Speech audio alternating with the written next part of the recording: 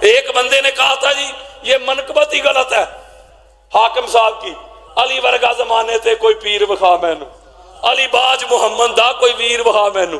کہتے مولا حسین علیہ السلام بھی پیر ہے، مولا حسین علیہ السلام بھی پیر ہے، اور سرکار عقیل بھی ویر ہے حضور کے، سرکار طالب بھی ویر ہے حضور کے، جعفر طیار بھی ویر ہے حضور کے، اور نہ حضور دے ویر مکھاؤ۔ اس نے بھی ایک ڈرامہ کیا تھا۔ سب سے پہلے اللہ کے فضل و کرم سے آپ کی دعا سے 1.5 گھنٹے دلال دے کے میں نے جواب دیا تھا، اس کا بھی لنگڑا لولا رجوع آ گیا۔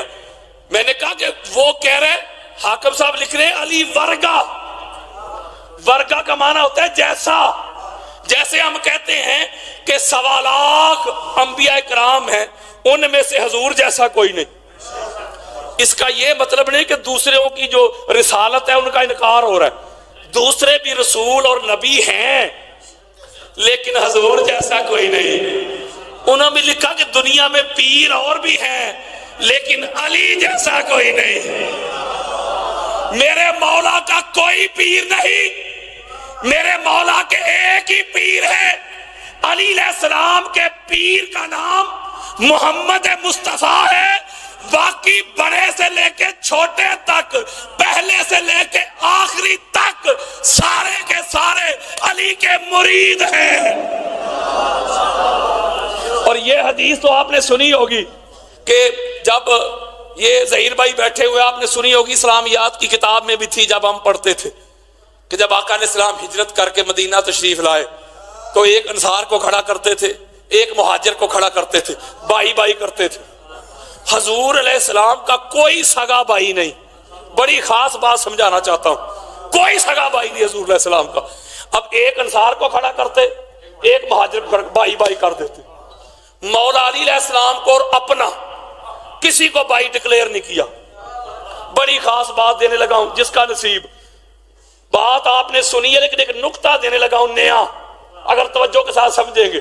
مولا علی علیہ السلام عرض کرتے یا رسول اللہ آپ نے مجھے کسی کا بھائی نہیں بنایا۔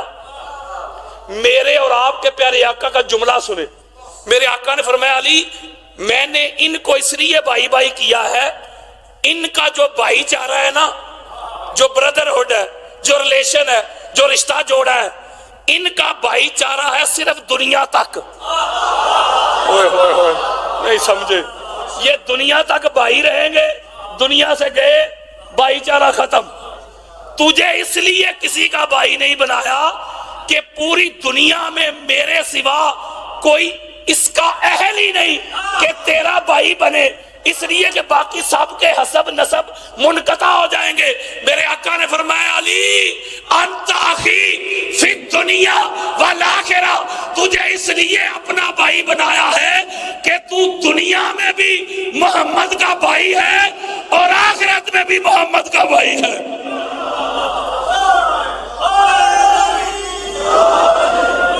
اس کا مطلب ہے لڑائی ہم سے نہ کرو مولوی جی، جا جا کے حضور نہ لڑائی کر، حضور نے کسی اور کو بھائی بنایا ہی نہیں۔ علی باج محمد دا کوئی ویر وکھا مینو۔ علمی جواب دیا، آپ سن سکتے ہیں، جو بچے سوشل میڈیا کے ساتھ اٹیچ ہیں ان کو پتا ہے۔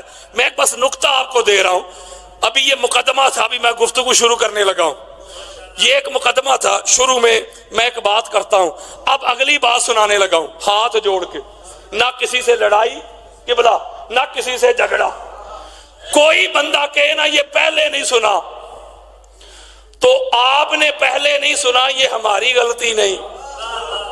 وہ لڑائی نہ کرے، جھگڑا نہ کرے، مجھے ملے، میں اس کو ایسے کھول کے حوالے دکھا کے جاؤں گا۔ میں نے منانا نہیں کسی کو، چونکہ ہر نبی کا یہی اعلان ہے نا، وما علینا الا البلاغ، ہمارا کام پہنچانا ہے، بولے یار، تو منانا تو نہیں۔ اس لیے کہ وہ جنہوں نے نہیں ماننا وہ تو ایسے بھی تھے جو اپنی آنکھوں سے چاند کو ٹکڑے ہوتا دیکھتے تھے، سورج کو واپس پلٹتا دیکھتے تھے، کنکریوں کو کلمہ پڑھتا دیکھتے تھے، درختوں کو، بیڑیوں کو، بکریوں کو، اونٹوں کو قدموں میں آتا دیکھتے تھے۔ وہ آنکھوں سے دیکھ کر نہیں مانے۔ آپ خوش قسمت ہیں، آپ سن کر مان بیٹھے ہیں۔ ایک بات کلیئر ہو گئی، ماننے کے لیے دیکھنا دکھانا ضروری نہیں. اگر ماننے کے لیے دیکھنا شرط ہوتا تو کوئی آنکھوں سے دیکھ کر ابو لہب نہ رہتا, آنکھوں سے دیکھ کر ابو جہل نہ رہتا, ولید نہ رہتا, عتبہ نہ رہتا, شیبہ نہ رہتا, یزید پلید نہ رہتا, ہارون نہ رہتا, مامون نہ رہتا. اس کا مطلب یہ ہوا کہ ایمان تو نام ہی آنکھیں بند کر کے ماننے کا ہے. تو میں نے منانا نہیں کسی کو, خدا اور مصطفیٰ کا پیغام پہنچانا ہے.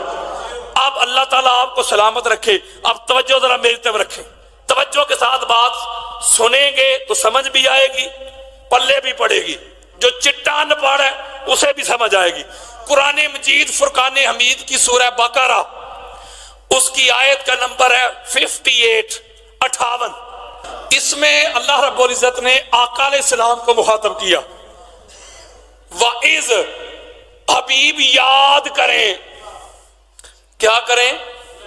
یاد کریں جب ہم نے بنی اسرائیل کو حکم دیا, آرڈر دیا, یہ جو بستی ہے نا, اس بستی میں ادب کے ساتھ, تعظیم کے ساتھ, توقیر کے ساتھ داخل ہو جاؤ اور سر جھکاتے ہوئے جاؤ, سجدہ کرتے ہوئے داخل ہو اور زبان پر یہ دعائیں کرتے جاؤ کہ مولا ہمارے گناہ معاف کر دے, ہمیں بخش دے.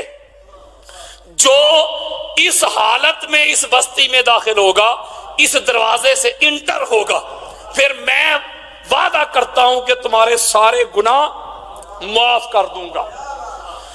یہ بنی اسرائیل, بڑی خاص بات دینے لگا ہوں, بنی اسرائیل کا ذکر کر رہے ہیں اللہ رب العزت, اور ایک قاعدہ دے رہے ہیں, ایک قانون دے رہے ہیں, ایک دستور بیان کر رہے ہیں کہ ایک اریحا نامی بستی تھی, اس کے 7 دروازے تھے, اور ایک دروازے کا نام تھا باب الحتہ.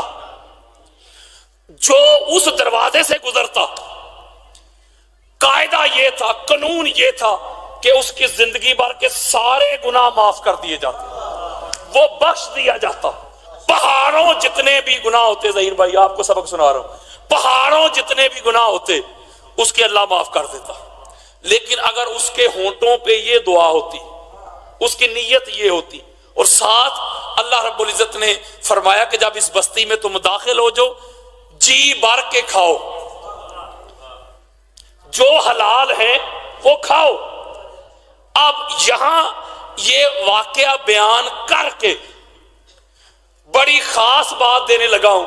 جس طرح ہمارے لیے خانہ کعبہ ہے, ہم کہتے ہیں کہ جب ہم حج کے لیے جاتے ہیں یا عمرہ کرنے کے لیے جاتے ہیں تو ہماری بخشش کا وہ ذریعہ ہے, ہماری بخشش کا وہ منبع ہے, وہ مرکز ہے. ہمارا یہ عقیدہ ہے کہ جتنے مرضی گناہ ہوں, اگر جب صدق کے ساتھ, اخلاص کے ساتھ, پاک اور نیک اور حلال کمائی کے ساتھ جب عمرہ کرنے کے لیے جاتے ہیں, حج کرنے کے لیے جاتے ہیں, جب اس کا طواف کرتے ہیں تو اللہ ہمارے گناہ معاف کر دیتا ہے. یہ شریعت کا قاعدہ بھی ہے, دستور بھی ہے, قانون بھی ہے, معاف کر دیتا ہے اللہ. اس کا مطلب ہے ہمارے لیے جو بخشش کا مرکز ہے وہ خانہ کعبہ ہے. اسی طرح بنی اسرائیل, یہ جو ایک قوم ہے, ان کے لیے جو بخشش کا مرکز تھا, جو منبع تھا, وہ وہی بستی تھی, اور اس بستی کا وہ دروازہ تھا. اللہ قرآن میں کہہ رہا ہے, آپ خود پڑھ لیجئے گا, سورہ بقرہ کی آیت نمبر 58 اور 59 ہے. وہی بات ان کے لیے کہا کہ تمہارے جو گناہ ہیں, تم گناہوں سے جو لت پت ہو, اگر چاہتے ہو کہ تمہارے گناہ معاف کر دوں تو اس دروازے سے اس بستی میں داخل ہو جاؤ, توبہ کرتے ہوئے, استغفار کرتے ہوئے, اور حتۃ نغفر لکم, یہ جملے زبان سے ادا کرتے ہوئے داخل ہو جاؤ, میں سارے گناہ معاف کر دوں گا. اب اگلی آیت میں اللہ رب العزت نے فرمایا کہ پھر کچھ ایسے ان میں سے تھے جنہوں نے میرے اس جملے کو بدل دیا. ظہیر بھائی, حتۃ کو حنتۃ پڑھ دیا, اس کا معنی چینج ہو جاتا ہے, گندم بن جاتا ہے.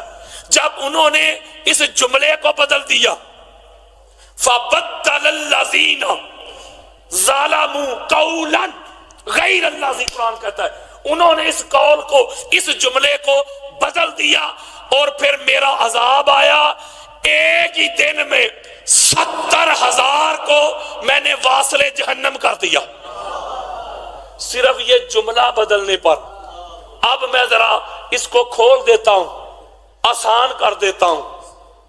اب آقا علیہ الصلوۃ والسلام یہ اعلان کر کے نا، اب حضرت بلال رضی اللہ تعالیٰ عنہ، بلال رضی اللہ تعالیٰ عنہ جب بھی کوئی اعلان کروانا ہوتا نا، میری کچھ باتیں 2-4 دن بعد سمجھ آئیں گی ضرور، یہ میں آپ سے وعدہ کرتا ہوں۔